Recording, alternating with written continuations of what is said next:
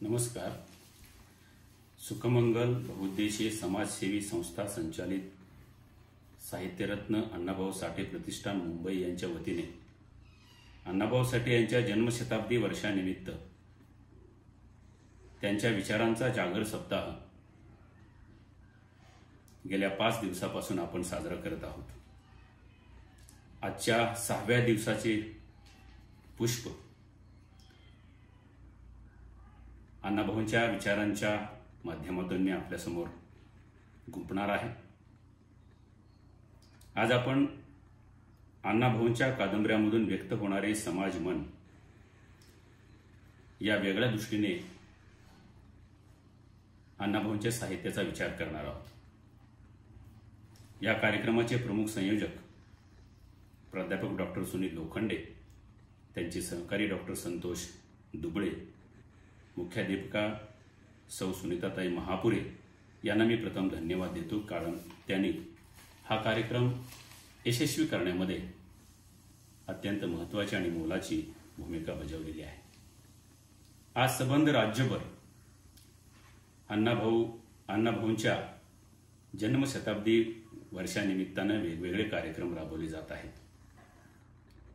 कोरोनाच्या या पार्श्वभूमीवर आपल्याला असं दिसतंय की नवीन तंत्रज्ञानाचा वापर करून YouTube असेल, फेसबुक चॅनल असेल, अशा वेगवेगळ्या माध्यमातून अण्णाभाऊंच्या विचारावर चर्चा, अण्णाभाऊंच्या विचारावर चिंतन मनन अनेक लोक करताना दिसत आहेत.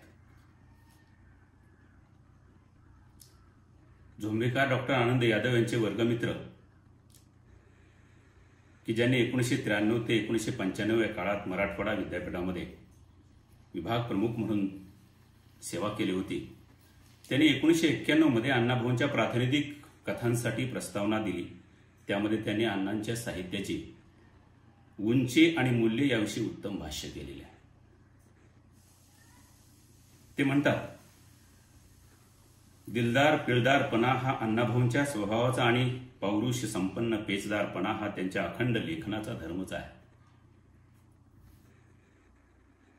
आपल्या अखंड एक सूत्रात्मक आणि सलग साहित्यात अण्णाभाऊंनी मराठी मातीचे लावण्य आणि मराठी अंगामनाची पौरुषता यांचे चैतन्यशाली व सामर्थ्यवान चित्र रेखाटले. आणि मग ती कादंबरी असो, कथा असो, नाटक असो, तमाशा असो, पोवाडा असो, या सर्व प्रकारच्या साहित्य प्रकारामध्ये अण्णाभाऊंनी अगदी मनापासून आत्मीयतेनं भारतीय समाजाचं चित्र रेखाटलेलं आहे. आणि म्हणून त्यांच्या साहित्याची उंची फार मोठी आहे. अण्णाभाऊंच्या साहित्याच्या संदर्भाने मधुकर आष्टीकर, की जे 1998 मध्ये महाराष्ट्र सांस्कृतिक साहित्य आणि संस्कृती मंडळाचे त्यावेळेचे अध्यक्ष होते, त्यांनी असं म्हटलेलं आहे, अण्णाभाऊ हे प्रतिभेला रंग रूप वर्ण वंश जातपात वा लिंगभेदाची कुंपणी नसलेल्या निकषांचे जेते जागते उदाहरण आहे. त्यामुळे आपल्याला असं म्हणता येईल, अण्णाभाऊंचं साहित्य हे कुठल्या वर्णासाठी नाही, कुठल्या जातीसाठी नाही, एका ठराविक वर्गासाठी नाही, तर सर्वव्यापी सर्वांसाठी विचार पेरून विचार देणारं साहित्य आहे. आणि म्हणून अण्णाभाऊच्या साहित्याला जगामध्ये मान्यता मिळाली.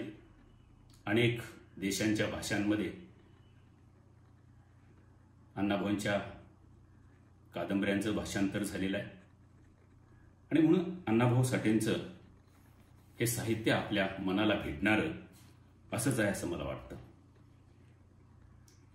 अखिल भारतीय मराठी साहित्य मंडळाची ज्यांनी अध्यक्षपद भूषवलं होते 1998 मध्ये, त्या वसुंधरा पेंडसे नाईक अण्णाविषयी म्हणताना बोलतात, अपार दुःख भोगलेल्या अण्णांच्या साहित्यात कुठेही अक्रस्ताळपणा, तळतळाट, समाजाला शिवाशाप किंवा अन्याय करणाऱ्यांना खलास करण्याची भाषा आढळत नाही.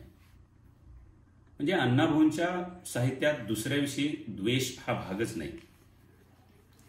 आणि म्हणून अण्णाभाऊ साठेंचं साहित्य खऱ्या अर्थानं मूल्यवर्धन करणारं, समाजाला दिशा देणारं केवळ एका समाजाला नाही, एका जातीला नाही, एका धर्माला नाही, एका पंथाला नाही, तर वेगवेगळ्या स्तरावर असणाऱ्या समाजातल्या समूहाला निश्चितपणे चांगला मार्ग दर्शवणारे हे साहित्य आहे. आणि म्हणून त्यांच्या साहित्यातील मूल्य आणि उंची शोधण्याचा प्रयत्न आपण जर केला तर पुन्हा पुन्हा त्याची उंची वाढताना दिसते.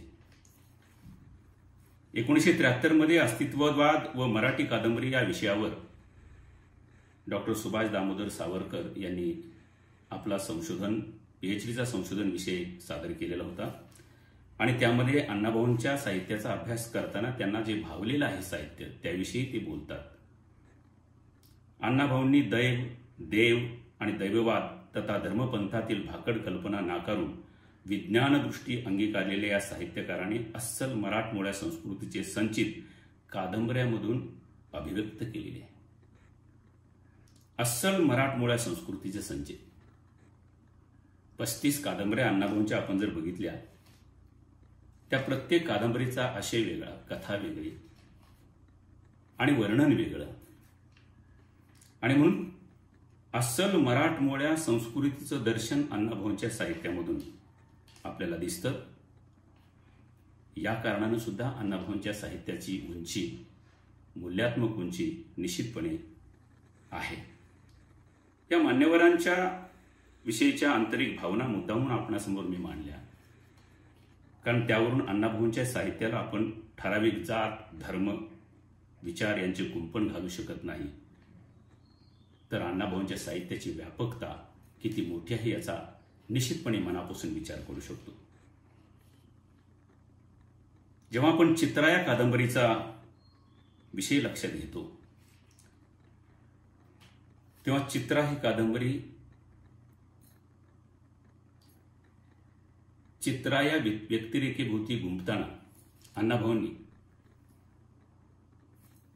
3-4 प्रकारचे समाज एकत्रित आणण्याचा प्रयत्न केलेला आहे. समाज म्हणजे समूह आपण लक्षात घेऊया. समाज म्हणजे जात किंवा धर्म लक्षात घ्यायला नको. मी 3-4 प्रकारचे समूह एकत्र आणलेले आहेत असं म्हणतोय.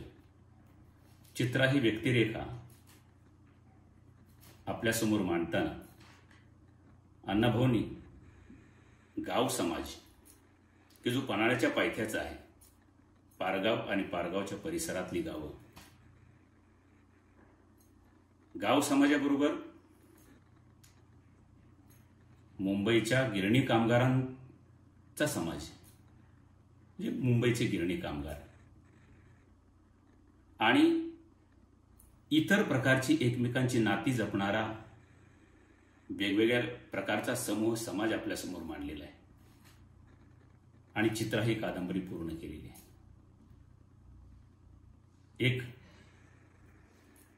पन्हाळ्याच्या पायथ्याला असणारं खेडगाव, त्यामध्ये चित्राच्या आई सखुबाई, पारगावचं तिचं माहेर, आणि त्या खेडेगावामध्ये जेव्हा तिच्या पतीचं निधन होतं तेव्हा आपल्या माहेरी येते आणि तिथून पुढे या कथानकाला सुरुवात होते.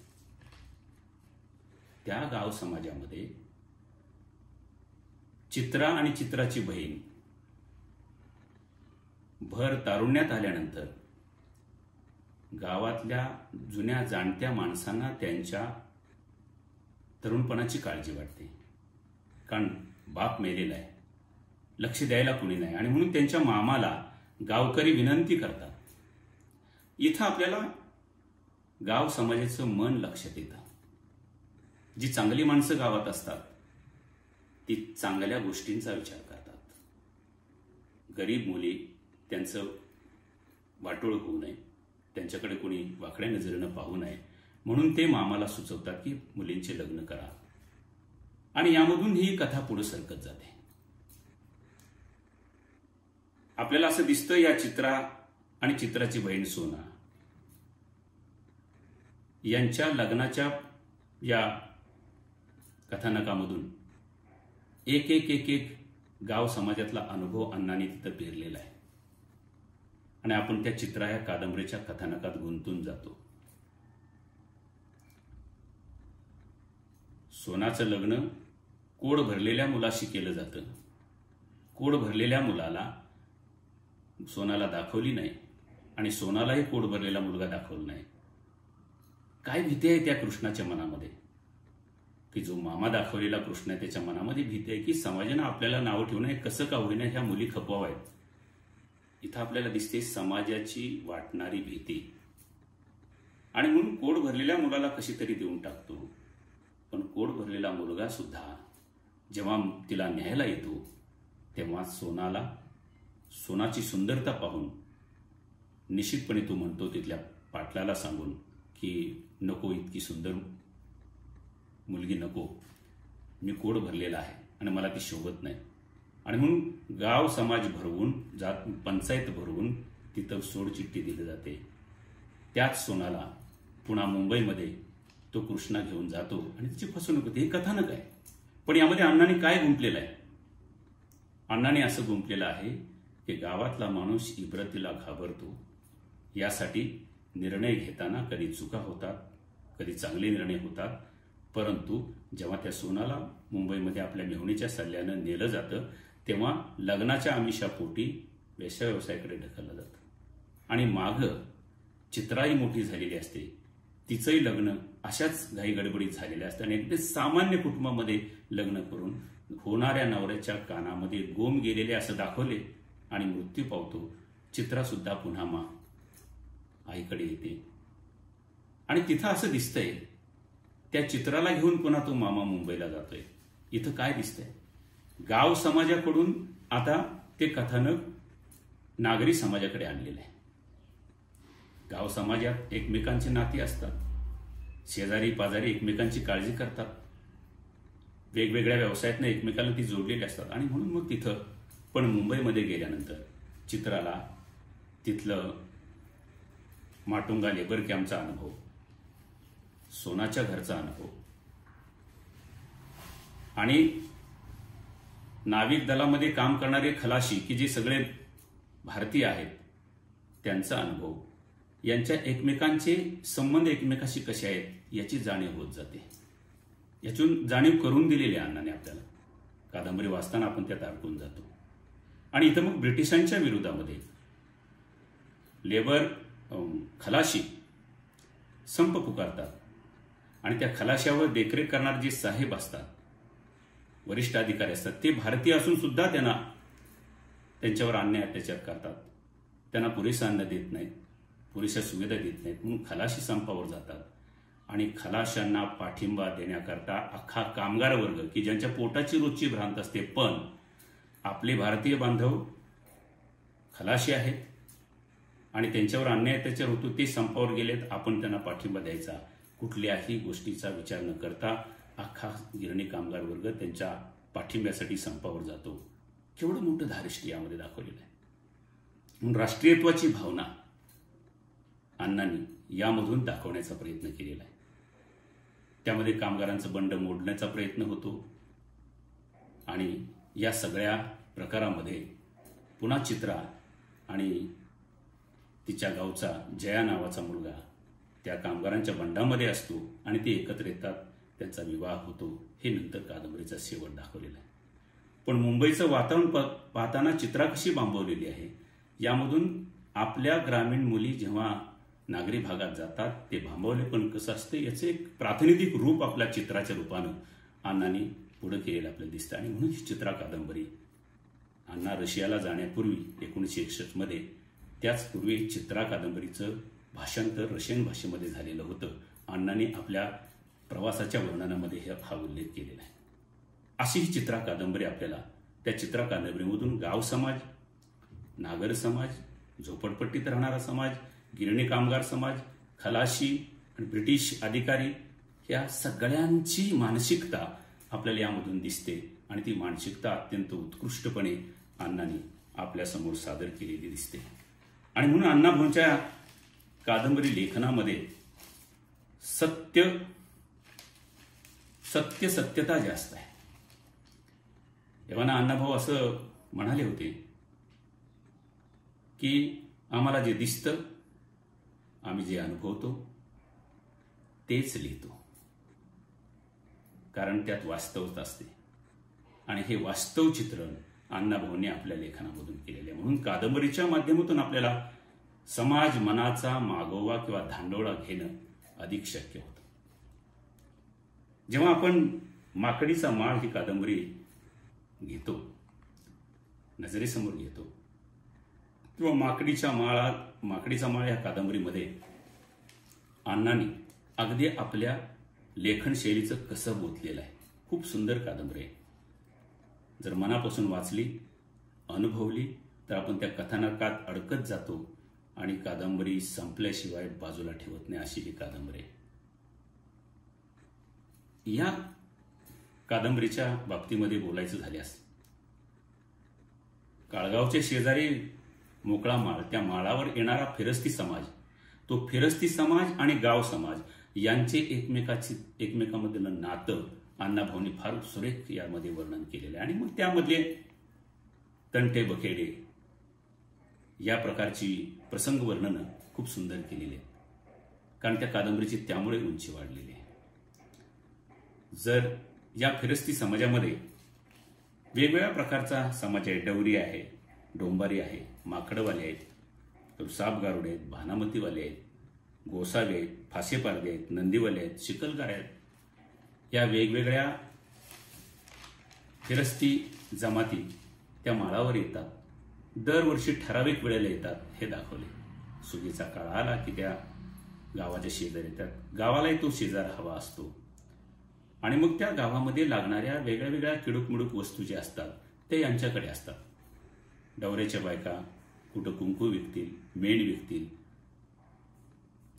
त्याचप्रमाणे इतरही जमाती आपापल्या पद्धतीने त्यांची करमणूक करणं, अमुक करणं, वेगवेगळ्या प्रकारची कामं करणं आणि काही दिवस 4-8 दिवस राहून मग दुसऱ्या गावाला जाणं, ही फिरस्ती समाजाची क्रिया आहे. तो फिरस्ती समाज त्या काळगावच्या माळावर, त्याला पूर्वी भूताचा माळ म्हटलं जायचं, त्या माळावर कसा राहतो आणि एकमेकांच्या मधले संबंध कसा प्रस्थापित करतो हे अण्णांनी खूप खुबीनं यामध्ये व्यक्त केलं. कारण त्या कादंबरीचा नायक यंकू माकडवाला याच्या भोवती सगळं कथानक फिरवलेलं आहे. यंकू माकडवाला, त्याची मुलगी दुर्गा आणि तिचा गंगू नावाचा माकड, या तिघांचं वास्तव चित्रण या कादंबरीच्या माध्यमातून केलेलं आहे ना. आपल्याला असं दिसतं, हे व्यक्त करत असताना, हा नायक उभा करत असताना आणि ती त्याची मुलगी दुर्गा नावाची नायिका उभी करत असताना तो संपूर्ण ग्रामीण परिसर एकमेकांशी जोडण्याचा प्रयत्न कसा केलेला आहे आणि एक क्रांतिकारक भावना कशी ज्याच्यावर अन्याय होतो त्याच्या मनामध्ये निर्माण होते, हेही यामधून दिसते. परंतु स्वतःचा बचाव करण्याच्या हेतून प्रत्येकजण कसा झटतो, पण यामध्येही काही कलुषित मनाची, काही अपुऱ्या विचाराची माणसं कशी असतात, पाऱ्या डवऱ्यासारखी, हे सुद्धा यात दाखवलेलं आहे. आणि खूप खुबीनं ही कादंबरी व्यक्त केलेली आहे. पण त्याच गावात, काळगावमध्ये नाता पाटील नावाचा उत्तम चांगला माणूस, चांगल्या माणसाचं प्रतिनिधित्व करणारा दाखवलेला आहे. जरी हा फिरस्ती समाज असला तरी त्याचं एक पालक म्हणून, गावचा पालक म्हणून त्यांच्यावर लक्ष ठेवण्याची क्रिया तो करत असतो. कारण एक सरकारी नोकर त्या काळातला, ब्रिटिशांच्या काळातला, आणि म्हणून जे चांगले असतील त्यांना चांगला पाठिंबा द्यायचा, जे वाईट असतील त्यांना शिक्षा करायची, यासाठी प्रयत्न करायचा, अशा प्रकारचा नाता पाटील उभा केलेला आहे यंकू माकडवाल्यामध्ये, माकडीचा माळमध्ये. आणि म्हणून यंकू माकडवाला नाता पाटलाला चांगला वाटणारा माणूस आहे, तो उत्तमरित्या अण्णांनी उभा केलेला आहे. खरंच ही कादंबरी वाचताना आपण त्यात घडून जातो. वेगवेगळ्या जमाती आहेत, त्या माळावर येतात आणि त्या जमातीच्या बाबतीमध्ये अण्णांनी आपलं मत व्यक्त करताना खूप सुंदर मत व्यक्त केलेलं आहे. काय म्हटलेलं आहे त्या कादंबरीमध्ये, अशी ती माणसं त्या माळावर जगत होती, जगण्याविषयी त्यांना अपार प्रेम होतं. ती माणसं त्या वैरान माळावर नांदत होती. त्यांच्या मालकीचं काहीही नव्हतं, पण सृष्टीवर त्यांचं प्रेम होतं. वेगवेगळ्या जमातीची माणसं एकत्र होती, पण त्यांच्या मालकीचं काहीही नव्हतं, पण सृष्टीवर त्यांचं प्रेम होतं. केवढी खुबी वापरलेली आहे लिखाणामध्ये. फिरस्ती समाजाच्या मालकीचं नाहीच आहे का, यातून दाखवायचं आहे की हा जो फिरस्ती समाज आहे त्याच्या मनात आपल्याला संपत्ती नाही अशी भावना आहेच, परंतु जगण्याचा प्रयत्न करण्याची त्यांची जी धडपड चालू असते हेही दाखवण्याचा प्रयत्न त्यामधून आहे. आणि म्हणून मग या संपूर्ण माकडीचा माळ या कादंबरीमध्ये त्या जमातीमध्ये एकमेकांच्यावरच्या कुरघोडी असतात, त्या किरकोळ कारणास्तव असतात, परंतु ती किरकोळ कलागतीची कारणं किंवा भांडणाची कारणं त्यांच्या जीवनाशी निगडीत असतात. कुणातरी साप गोरड्याचा साप यंकूच्या झोपडीत येतोय, त्या भीतीमुळे सापाला मारलं जातंय, मग एकमेकांच्यात वितुष्ट येते. कोणातरी पाऱ्या डवऱ्याचं पिसाळलेलं कुत्रं सगळ्या गावाला आणि त्या वस्तीला त्रास देते, म्हणून ते कुत्रं मारलं जाते. कुत्रं मारल्यामुळं पुन्हा त्या यंकूवर एक दहशत निर्माण केली जाते आणि यंकूच्या विरोधात तो पाऱ्याडवरी उभा राहतोय, असं कथानक उभं केलेलं आहे. अर्ध्या रात्री मग त्या यंकूला काढून दिलं जातं. बाळ्या डोंबारी नावाचा हा जो त्यातला एक जमातीचा माणूस आहे, तो तमाशा दाखवत असतो आपल्या 2 मुलीच्या माध्यमातून आणि सगळ्या गावाला करमणुकीत आणत असतो. आणि त्यानं अर्ध्या रात्री त्या यंकूला घालून दिले कासार खोल्यामध्ये. म्हणजे एकमेकाला मदत करायची आणि एकमेकावर कुरघोड्याही करायच्या. ह्या सुद्धा या प्रकारच्या मानसिकता सुद्धा फिरस्ती समाजामध्ये कशा असतात. पण इथं झालेली भांडणं काही कालावधीनंतर विसरून जायचं, पुन्हा एकमेकांना भेटायचं, हे चक्र सातत्याने चालू असतं. असाही भाव अण्णांनी आपल्या कादंबरीमधून व्यक्त केलेला आहे. मग त्या मुलीवर होणारे अत्याचार यंकूच्या, म्हणजे कासार खोऱ्यात राधानगरीमध्ये होणारे अत्याचार, तिथून पुन्हा रातोरात पुन्हा काळगावला येणं आणि मग ज्या माळावर ते राहत होते त्या माळावरच माळाच्या शेजारीच त्या यंकूचा खून होणं आणि त्या यंकूचं खून झाल्यामुळं ते माकड हवालदिल होणं, त्या माकडानं ज्यांनी खून केलेलं आहे त्या गल्याने बल्याचं घर दाखवणं, ह्या सगळ्या क्रिया कादंबरीमधून मांडलेल्या आहेत. हे कथानक आहे, पण त्या कथानकामधून आपल्याला असं सांगता येतं की प्राण्यावर आपण जीव ओतला की तो प्राणी आपल्यासाठी जीव द्यायला तयार असतो, हेही अण्णांनी यामधून दाखवलेलं आहे. आणि म्हणून भूताचा माळ हे नाव असणाऱ्या त्या माळाचं रूपांतर माकडीचा माळ कसा होतो हे यामधून या शेवटी कादंबरीच्या शेवटीला अण्णाभाऊंनी दाखवलेलं आहे. आणि म्हणून ही कादंबरी अत्यंत उच्च कोटीतले आमचे एक प्राध्यापक मित्र त्यांनी या कादंबरीचं इंग्रजीत रूपांतरण केलं. मंकी हिल असं नाव दिलं डॉक्टर बजरंग कोरडे यांनी आणि उत्तमरित्या त्या कादंबरीचं भाषांतर केलेलं आपल्याला दिसतं. अशा या माकडीचा माळ या कादंबरीमधून अशा समाज मनाची भावना वेगवेगळ्या प्रकारच्या कथांना एकत्र जोडून अण्णांनी जी व्यक्त केलेली आहे त्याची उंची आपल्याला निश्चितपणे मान्य करावी लागेल असं मला वाटतं. संघर्ष नावाची कादंबरी आहे. संघर्ष या शब्दात आपल्याला एकमेकामधील वितुष्ट किंवा अनेक अडचणींना सामोरं जात जगत राहणं अशी जी अवस्था असते त्याला आपण संघर्ष म्हणतो. अनेक लोक वेगवेगळ्या आपल्या प्रश्नांना, वैयक्तिक प्रश्नांना, सामाजिक प्रश्नांना सामोरे जात आयुष्य कंठत असतात. म्हणजे त्यांना काय म्हटलं जातं, त्यांच्या जीवनाला किंवा त्यांना खूप संघर्षाला सामोरं जावं लागलं. असं ह्या तिसऱ्या कादंबरीचं नाव आहे संघर्ष. संघर्षमध्ये आपल्याला असं दिसतं की काही ना काहीतरी वेगवेगळ्या प्रकारच्या कुणाला तरी त्रास सहन करणाऱ्या अनेक प्रकारच्या अनुभवांना सामोरं जावं लागलेलं आहे, असं काहीतरी असेल. संघर्ष हे नाव ऐकता आपल्याला दिसतं, पण जेव्हा कादंबरी आपण वाचायला घेतो तेव्हा त्या कादंबरीमधला आशय लक्षात येतो. संघर्षमध्ये गाव समाज आहे, गाव समाजातले एकमेकांचे नाते आहेत, एकमेकांच्या बरोबरचे संबंध आहेत. त्या काळामध्ये पाटीलकीला महत्त्व असायचं. जो पोलीस पाटील असेल तो गावचा नेता असायचा आणि तो जे सांगेल ते सरकारला पटायचं.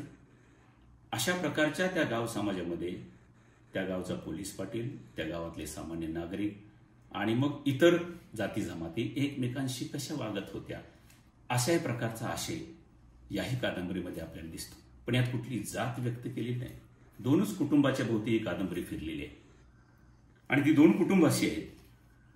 शेवरवाडी नावाचं गाव, त्यामधला पोलीस पाटील बाबा पाटील, त्याची मुलगी सुलभा, त्याची पत्नी शेवंताबाई, त्याचा मुलगा काशीनाथ आणि मुलगी जाई, हे त्याचं कुटुंब. शेतीवाडी भरपूर आणि मान मरातब गावामध्ये असा हा बाबा पाटील गावात राहत असतो. आणि त्याच गावात दुसरं कुटुंब आहे दादासाहेब पाटील, की जो सैन्यामध्ये लष्करामध्ये अधिकारी असतो लष्करामध्ये अधिकारी असणारा हा दादा पाटील 1944च्या लढाईत लढता लढता मृत्युमुखी पडलेला आहे. तरी सुद्धा त्याची पत्नी कृष्णाबाई मनाचं धाडस करून हृदयावर दगड ठेवून आपल्या मुलाला वाढवते, आनंदला वाढवते आणि आनंद मोठा होतो. तो आनंद आणि बाबा पाटलाची सुलभा या दोघांच्या मध्ये मैत्री असते. ही मैत्रीच्या संबंधातून कथा गुंपत नेऊन किंवा गुंपत नेऊन अण्णांनी संघर्ष नावाची कादंबरी उभी केलेली आहे. तो संघर्ष एका बाजूला सुलभाला सहन करावा लागलेला आहे किंवा सुलभाला संघर्षाला सामोरं जावं लागलेलं आहे, आणि दुसऱ्या बाजूला ज्याच्यावर प्रेम केलं त्या आनंदला सुद्धा संघर्षाला सामोरं जावं लागलं आहे, असं कथानक जोडलेलं आहे. पण त्यामधून आपल्याला काय काय दिसतं? संघर्ष या कादंबरीमध्ये हा सुलभाचा वडील आनंद आणि सुलभाच्या लग्नाला विरोध करतो, कारण त्याचं कारण काय आहे? हे कारण मार्मिक आहे, कारण त्यावेळचा गाव समाज हा कसा आहे याच्यातून व्यक्त केलेला आहे. जमिनी एकमेकांच्या हडप करायच्या, जमिनीवर कर्ज द्यायचे आणि कर्ज देऊन त्या जमीन मालकाला अडकून ठेवायचा आणि आपलं आधिपत्य साजरं करायचं, दाखवायचं, अशा प्रकारची भूमिका असणारी कुटुंब होतीच. हेही अण्णांनी यामधून व्यक्त केलेलं आहे. आणि म्हणून आनंद सुलभाला सांगतोय की तुझे वडील माझ्यावर लग्न होऊ देणार नाही, त्याचं कारण महत्वाचं आहे, मी तुला सांगतो. आणि एकांतात सुलभा आणि आनंद एकमेकाशी बोलत असताना आनंद सुलभाला सांगतोय की हा जो आमचा मळा आहे तुझ्या वडिलांकडे गहाण होता 1000 रुपयाला. ते कर्ज माझ्या आजोबांनी माझ्या वडिलांना लवकर फिटलं नाही, परंतु माझ्या वडिलांनी 1000 रुपयाची जमाजमव केली, ते परत केले. परंतु तुझ्या वडिलांनी ती जमीन परत करायला खूप वेळ लावला आणि म्हणून माझ्या वडिलांनी लष्करातील उच्च अधिकाराचा वापर करून ती जमीन परत मिळवली. याचा राग तुझ्या वडिलाच्या मनामध्ये आहे आणि म्हणून ते आपलं लग्न होऊन देत नाहीत.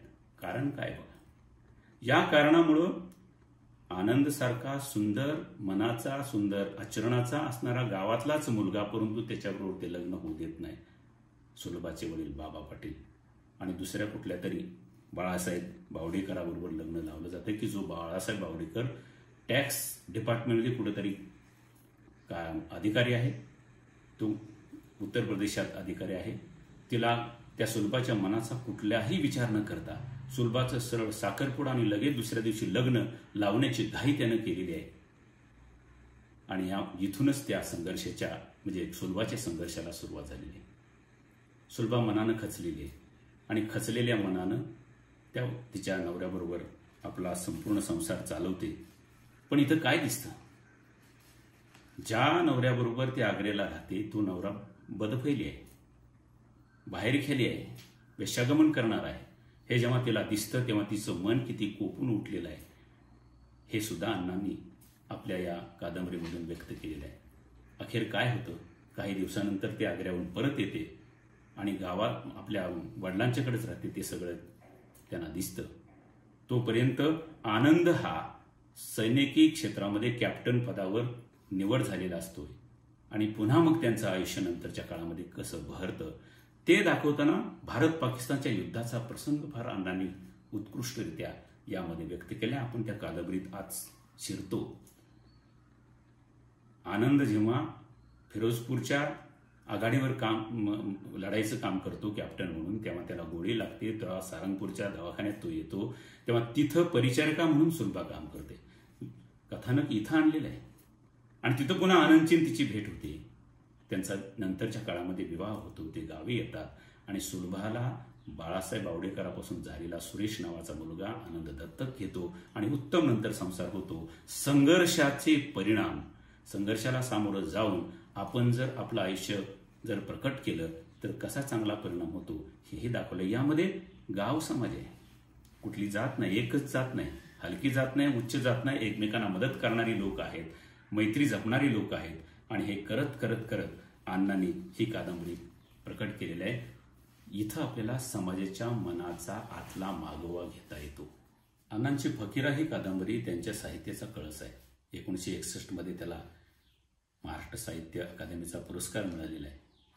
आणि या साहित्यामध्ये अण्णांनी वेगवेगळ्या गाव समाजाला एकत्रित बांधून कथानक तयार केलेलं आहे. हा फकीरा राणू मांग हा मातंग समाजात राहणारा पण लढवय्या जमातीचा, त्याला असं म्हटलेलं आहे, त्यात व्यक्त केलेलं आहे की त्याच्या वडिलांना दिलेली जी तलवार आहे ती शिवरायांच्या काळात मिळालेली तलवार आहे. आणि म्हणून मुळापासून लढवय्या असणारं हे कुटुंब गावासाठी कसं लढत राहतं याचा फार सुंदर उल्लेख फकीरामध्ये आहे. काय असतं, गाव पातळीवर जोगणीची यात्रा असते. शेजारच्या शिगावामध्ये जोगणी आहे आणि म्हणून तिथं यात्रा आहे. मग आपल्या गावात यात्रा नाही याची खंत त्या गावातल्या शंकरराव पाटलाला असते आणि ती खंत राणूकडे बोलून दाखवतात. आता इथं आपल्याला दिसते गावाविषयीची सहानुभूती, गावाविषयीचं मन प्रत्येक व्यक्तीच्या मनामध्ये कसं असतं ते राणूच्याही मनात होतं. मग राणूनं कुठलाही विचार न करता राणू मंगानं आपल्या गावाला जोगणी शिगावमधनं आणायचे असं ठरवलं आणि यामधूनच हे कथानक पुढं होतं. राणून ती जोगणी आणली, हिसकावून आणली आणि स्वतःच्या शिवारात प्रवेश केल्यानंतर राणूचा बापू खोतानं आगळीक करून शिर कापलं. तत्पूर्वीच त्यांनी जोगणी खाऊन टाकलेली होती आणि संपूर्ण वाटेगाव आणि शिगाव यांच्यामध्ये एक वेगळ्या प्रकारचं वितुष्ट निर्माण झालं होतं. पण जेव्हा दुसऱ्या दिवशी खुलासा झाला तेव्हा खरंच राणूचं शिर वाटेगावच्या हद्दीतच कापलं गेलेलं आहे हे बाबाजी खोतानं मान्य केलं आणि राणूचं शिर परत केलं. त्यावेळेला फकीरा कमी वयाचा होता आणि ती जोगणीची यात्रा वाटेगावला आली. जोगणी वाटेगावला आल्यानंतर वाटेगावला यात्रा भरायला सुरुवात केली आणि वाटेगावमध्ये चैतन्य आलं. या कथानकाभोवती गावासाठी झटणारा, गावासाठी राबणारा हा सैनिक कसा होता आणि गावावर उपकार कसं केलं, अख्खं गाव फकीराच्या वडिलाविषयी म्हणजे राणूजीविषयी, दौलत म्हणजे आजोबाविषयी चांगले उद्गार काढत होते. आणि फकीराने ते लहानपणापासून पाहिलं होतं. हा फकीरा मोठा होतो, मोठा झाल्यानंतर त्याच्या कर्तृत्व शैलीमध्ये एक क्रांतिकारक भावना निर्माण होत असते आणि म्हणून गावासाठी झटण्याचं सातत्याने कार्य फकीरा करतो. गावातल्या जोगणी चालू असताना बापू खोत जोगणी पळवायसाठी आलेला आहे. हे सगळे चित्र आहेत. कादंबरी वाचायला घेतली की आपल्याला लक्षात येतं.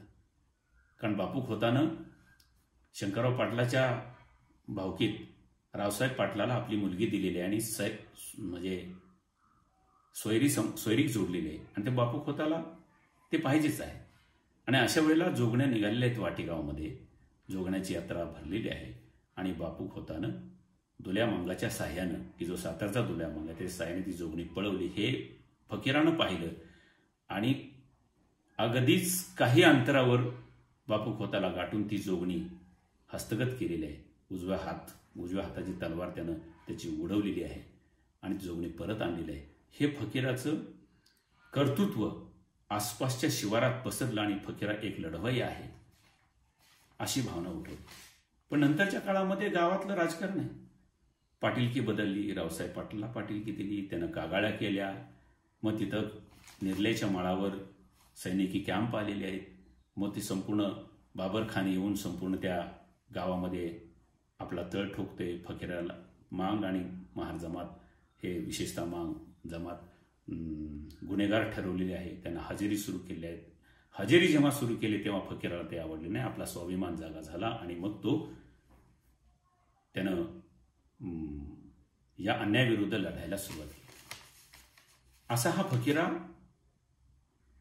अन्यायाविरुद्ध लढत असताना, दुष्काळाला सामोरं जात असताना, मटकऱ्याचं धान्य लुटून आणायचं, गरिबांना वाटायचं, समसमान वाटायचं. इथं फकीराच्या गुणवैशिष्ट्यामध्ये समानता, समाजवाद दिसतो. मग इथं आपल्याला गाव समाजाचं मन आणि दारिद्र्यात, गरिबीत पिचल्या जाणाऱ्या समाजाचं मन याच्याविषयीचा धांडोळा आपल्याला घेता येतो. काही माणसं अशा चोऱ्या दरोड्या करतात, त्याचं कारण आहे पोटासाठी. आणि मटकऱ्याच्या मठामध्ये, त्याच्या वाड्यामध्ये धान्याची कोठारं भरलेली आहेत, पण दुष्काळात सामान्य माणसं मरत चाललेली आहेत. विष्णुपंत कुलकर्ण्यानं आपलं मत व्यक्त केलेलं आहे, तुम्ही जगलं पाहिजे. एवढ्या आधारावर फकीरानं त्याची लूट केलेली आहे. एक प्रसंग आहे त्यामध्ये आणि इथं गुणवैशिष्ट्य दिसतात. त्याच्या मनाचाही धांडोळा आपल्याला घेता येतो. फकीरा जेव्हा काही तरुण लोकांना एकत्र करून आपली फळी उभी करतो आणि त्यावेळच्या ब्रिटिश सैन्याच्या विरोधात उभा राहतो. त्यावेळी त्याच्या डोक्यात येतं की बेडसगावमध्ये सरकारी खजिना आहे तो लुटायचा. तर सरकारी खजिना लुटायसाठी ज्या ब्राह्मणाच्या घरामध्ये तो गेलेला आहे, भेदरलेल्या ब्राह्मणाच्या, रघु ब्राह्मण म्हणून नाव सांगितलेलं आहे, रघु ब्राह्मणाच्या घरात गेल्यानंतर वाड्यात गेलं तर त्या भेदरलेल्या बायका पोरी घाबरल्या आहेत, अंगावरचं दागिनं दिलेले आहेत. फकीराच्या डोळ्यात पाणी येतंय. आई तसं नका करू, आम्हाला तुमचं सोनं लुटायचं नाही, हा सरकारी खजिना आम्ही लुटणार आहोत. ही फकीराची कृती आपल्याला काय दिसते? अण्णांनी तिथं दाखवून दिलेलं आहे, आम्ही जरी गरीब असलो, आम्ही लुटायला जरी आलेलो असलो तरी बायाबापड्यांच्या अपुराला आम्ही हात घालत नाही आणि त्यांचं लेणं आम्ही हिसकावून घेत नाही. हा चांगला भाव अण्णांनी यामधून व्यक्त केला. आपलं मन सुद्धा त्यामुळे द्रवतं. खरोखरच फकीराचं जे व्यक्तिमत्व आहे त्यामधून किती उत्कृष्टरित्या फुलवलेल्या अण्णांनी. बेडसगावचा खजिना लुटला म्हणून वॉरंट निघाले, फकीराला पकडण्याचा प्रयत्न चालू आहे आणि मग अशा वेळेला दारकुंड केलेला आहे फकीरा मिळत नाही म्हणून. आणि फकीराच्या सगळ्या घराभोवती, मांगवाड्याभोवती सगळे पहारा उभा केलेला आहे आणि मरणानं असा भाग झालेला आहे त्या मांगवाड्यातला. आणि सगळी फकीराच्या घरातली लोक पकडून सैनिकी तळावर नेलेले आहेत, कॅम्पवर नेलेले आहेत. हे जेव्हा फकीराला समजतं तेव्हा नाईलाज असतं. सत्तू भोसल्याचा काय पाठिंबा मिळत नाही ही भावना कळल्यानंतर स्वतः फकीरा जाऊन हजर होतो. हे असं कथानक आहे. पण यामध्ये आपल्याला असं दिसतं की गावासाठी लढणारा, समाजासाठी लढणारा, स्वतःच्या प्राणाची बाजी लावणारा असा ग्राम समाजातला तरुण वर्ग त्या काळात होता आणि तो चितारण्याचा प्रयत्न अण्णाभाऊंनी या फकीराच्या कादंबरीने केला. खूप सुंदर कादंबरी आहे. याच्याविषयीची अनेक प्रकारची भाष्य आपल्याला पाहायला मिळतात. वैजयंत नावाच्या कादंबरीमध्ये एका तमासगिरणीचं संपूर्ण आयुष्य यामध्ये व्यक्त केलेलं आहे. त्या काळातल्या गाव समाजामध्ये तमाशाला महत्त्व देण्याची वृत्ती, तमाशाला अख्खा तमाशा गावात आला की त्यांना सगळ्या प्रकारच्या म्हणजे त्यांचं गोडकौतुक करण्याची वृत्ती आणि यामधूनच वैजयंताचं सगळं आयुष्य यामधून घडवलेलं आहे. आणि ते आपल्यासमोर चितारत असताना मग खुंदलापूरचा आबा पाटील, दत्तू सभाखंडे यांच्यामध्ये असणारा वाद, त्यामध्ये वैजयंताची आई, चंद्रा, उमा हे सगळे संबंध एकमेकाशी जोडलेले आहेत. आणि मग आपल्याला असं दिसतं की तमाशामध्ये काम करणारे जे कलाकार आहेत किंवा तमासगीर आहेत, यांना सुद्धा मन आहे, यांना सुद्धा आयुष्य आहे, यांना सुद्धा जगावंसं वाटतं. हा भाव या कादंबरीतून व्यक्त केलेला आहे. कारण एका बाजूला समाजाचं करमणूक करायची, लोकांना हसवून ठेवायचं, खेळवून ठेवायचं आणि त्यासाठी आयुष्य वेचायचं. वास्तव परिस्थितीमध्ये त्यांना कमी महत्त्व किंवा त्यांच्या विषयीचा असणारा मान सन्मान कमी, असं असताना त्या समाजामध्ये आपण त्या समाजाला आनंद देतोय ही भावना ठेवून तमासगीर वागत असतात. हे दाखवण्याचा प्रयत्न यामधून केलेला आहे. आणि म्हणून वैजयंत या कादंबरीमधलं कथानक आपल्याला दिसतं. अशा अनेक कादंबऱ्यामध्ये, कथामध्ये अण्णांनी जे साहित्य पेरलेलं आहे, जे साहित्य निर्माण केलेलं आहे, त्या साहित्याची उंची आपल्याला निश्चितपणे मान्य करावी लागते. जेव्हा आम्ही स्मशानातलं सोनं पाहतो, मुंबई दूरदर्शननं त्याची शूटिंग करून अण्णांच्या जयंतीच्या निमित्तानं मग काही वर्षामध्ये स्मशानातलं सोनं ही कथा आपल्याला दाखवलेली आहे. आमच्या भोरच्या जवळच्याच खाणीमध्ये त्याचं शूटिंग झालेलं आहे. आणि भोरच्या जवळ भाटगर नावाचं गाव आहे, तिथल्या मारुती मंदिरात, जुन्या मंदिरात तिथंही शूटिंग केलेलं आहे. तेव्हा या स्मशानातलं सोनं या कथेमध्ये अण्णांनी जो भीमा मांगा आहे तो पोटासाठी कोणती कामं करतो हे दाखवले. हो, कामाला, कुठल्याही कामाला पोट आहे. कुटुंब जगवायचं म्हटलं तर मुंबईत या सामान्य लोकांना काम मिळत नाही, मिळालं तरी लगेच कामावरून काढलं जातं, असा एक अनुभव त्यामध्ये आहे. आणि मग खाणीत काम करणार असतो, खाण बंद पडली, आता करायचं काय? आणि म्हणून कुठंतरी सुचतं की मेलेल्या मड्यातल्या तोंडात सोनं टाकत असतात. आणि श्रीमंताचं मडं असलं की जास्त सोनं, गरिबाच्या मड्यावर, प्रेतावर सोनं मिळत नाही. म्हणून श्रीमंत मृत्यू पावला की त्याच्याकडे लक्ष असतं आणि रात्रीचे जाऊन पुरलेली मडी उकरून ते सोनं घ्यायचं त्याच्यावर उजळण तू करतो, असा हा भीमा माग तिथं उभा केलेला आहे त्या कथेमध्ये, स्मशानातलं सोनं करून. म्हणजे कथा असेल, कादंबरी असेल किंवा अन्य प्रकारचं वर्णन असेल, अण्णाभाऊंनी त्या त्या प्राप्त परिस्थितीत नेमकं काय आहे हे दाखवण्याचा प्रयत्न केलेला आहे. म्हणून अण्णाभाऊच्या साहित्यामध्ये वास्तवता आहे, अण्णाभाऊंच्या साहित्यामध्ये हजरजबाबीपणा आहे, अण्णाभाऊंच्या साहित्यामध्ये कणव आहे आणि अण्णाभाऊंच्या साहित्यामध्ये एक आकर्षण आहे की ज्या आकर्षणामुळे आपण त्या साहित्यात घडून जातो वाचताना. आणि म्हणून अण्णाभाऊचं साहित्य, अण्णाभाऊचं सर्व प्रकारचं साहित्य अत्यंत उच्च कोटीचं आहे हेच मला म्हणता येईल. अण्णाभाऊंच्या साहित्याला नवकथाकारांनी त्यावेळच्या इतिहासामध्ये नाकारलं, पण अण्णाभाऊंना त्याचं काही वाटलं नाही, कारण त्यांनी द्वेष कधी केलाच नाही. कारण ज्याची आधीच उंची असते ती कधी कमीच होत नाही. जरी त्या नवकथाकारांच्या इतिहासामध्ये अण्णाभाऊंच्या कथांना आणि साहित्याला वाव दिला नसला तरी अण्णाभाऊंनी आपल्या हिमतीनं, आपल्या लेखनाच्या जोरावर त्याचं मूल्य वाढवलेलं आहे, हे आपल्याला मान्य करावं लागतं. आणि म्हणून ज्या ज्या साहित्य प्रकारामध्ये जो जो समाज त्यांनी चितारलेला आहे तो समाज आपापल्या जागी मानसिकदृष्ट्या कसा आहे आणि एकमेकाला कसा साथ देतो किंवा एकमेकाच्या विरोधात कसा उठतो, या सगळ्या बाबी आपल्या साहित्य कथनामधून अण्णाभाऊंनी आपल्यासमोर मांडलेले आहेत. म्हणून अण्णाभाऊंचं साहित्य, अण्णाभाऊंची कादंबरी, अण्णाभाऊंचा पोवाडा, अण्णाभाऊंच्या कथा, लावण्या, नाटकं ही आपल्याला जवळची वाटतात. हर तऱ्हेच्या साहित्यामधून अण्णाभाऊंचं उद्दिष्ट आपल्याला दिसतं. आपण जेव्हा विचार करतो अण्णाभाऊंच्या वयाच्या बाबतीमध्ये, पुरे 49 वर्षाचं वय लाभलंय अण्णांना. त्यातले किती वर्ष त्यांना लिखाणाला मिळाले असतील, किती काळ मिळाला असेल, कल्पना करूया. सगळ्यांनाच माहिती आहे 1 ऑगस्ट 1920ला जन्म आणि 18 जुलै 1969ला मृत्यू. म्हणजे 49 वर्षाचं वय असतानाच अण्णा गेलेले आहेत. एवढ्या कमी अवधीमध्ये एवढं मोठं साहित्य आपल्यासाठी एक भांडार म्हणून उभं केलेलं आहे. आणि म्हणून अण्णांना जेव्हा आपण साहित्य खरं मनापासून वाचायला घेतो तेव्हा अण्णांचं महत्त्व कळतं. आमची पिढी आत्ताची आहे आणि आम्ही आत्ता अण्णांना पाहायला लागलेलो आहे, त्या काळामध्ये अण्णांनी काय केलं असेल. आणि म्हणून अण्णांच्या साहित्याला निश्चितपणे तोल नाही. अण्णांच्या साहित्याला आपण एका वेगळ्या मीटरमध्ये मोजू शकत नाही. अण्णांचं साहित्य अमाप आहे, त्याला मोजता येत नाही. आणि म्हणून अण्णाभाऊंच्या साहित्याचा उदो करणं आणि त्याच्यामधून चिंतन करून आपण आत्मसात करणं हे आपलं कर्तव्य असं मला वाटतं. आपण जगामधली काही असामान्य व्यक्ती जर तपासल्या तर ते अण्णाभाऊ त्यांच्या पंक्तीला निश्चितपणे जाऊन बसू शकतात असं मला वाटतं. काय आपण स्वामी विवेकानंदांचं आयुष्यमान पहा 40 वर्षापर्यंत, छत्रपती शिवरायांचं आयुष्य पहा 50 वर्षापर्यंत. अशी मोठी माणसं जर बघितलं तर कर्तृत्वानं मोठी झालेत पण वयानं लहान आहेत. ज्ञानेश्वरांनी ज्ञानेश्वरी लिहिली कमी वयात 20-22 वर्षात, पण केवढं मोठं काम केलेलं. आणि म्हणून अण्णाभाऊ सुद्धा महान व्यक्तींच्या पंक्तीत बसू शकतात असं मला ठामपणे म्हणायचं. उणीपुरी 50 वर्ष पूर्ण होण्याच्या आतच एवढं साहित्य उभं केलंय. रशियाच्या प्रवासाला जात असताना त्याने असं आपला अनुभव व्यक्त केलेला आहे की 227 मैल आम्ही 2 महिने चालत होतो.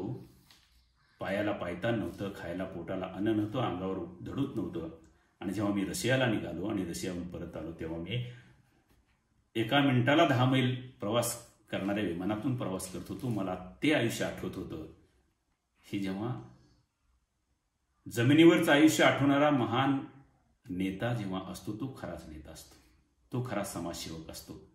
मागचं आयुष्य आठवत होतं. विमानात बसल्या बसल्या अण्णा आपल्या प्रवास वर्णनात लिहितात, मला आठवण झाली की मी जी 227 मैल वाटेगाव ते मुंबई यायला मला 2 महिने लागले होते, पण आता मी विमानात 1 मिनिटाला 10 मैल प्रवास करतोय. हे माझी बदललेल्या आयुष्यातला हा मोठा बदल आहे. अण्णाभाऊ मान्य करतात आणि त्यामध्ये आनंद व्यक्त करतात. भले त्यांच्या जीवनामध्ये काही का अनुभव आलेला असना शेवटी परंतु त्यांचं आयुष्य आपल्यासाठी आहे, आपल्यासाठी साहित्य निर्माण करणार आहे आणि साहित्यातून चांगलं विचार देणार आहे. आणि म्हणून समाज मनाचा धांडोळा घेताना प्रत्येक साहित्य प्रकारात आपण समाज पाहू शकतो, फक्त त्या दृष्टीनं ते साहित्य वाचलं गेलं पाहिजे. आज मी त्यानिमित्तानं अण्णाभाऊंच्या कादंबऱ्यामधील समाजमन या विषयावर माझं थोडके विचार मांडलेले आहेत आणि त्याबद्दल मी या आयोजकाचं निश्चितपणे आभार मानतो आणि मला माझे विचार व्यक्त करण्याची संधी दिली त्याबद्दल सर्वांचा आभार मानून मी माझे 2 शब्द संपवतो. धन्यवाद.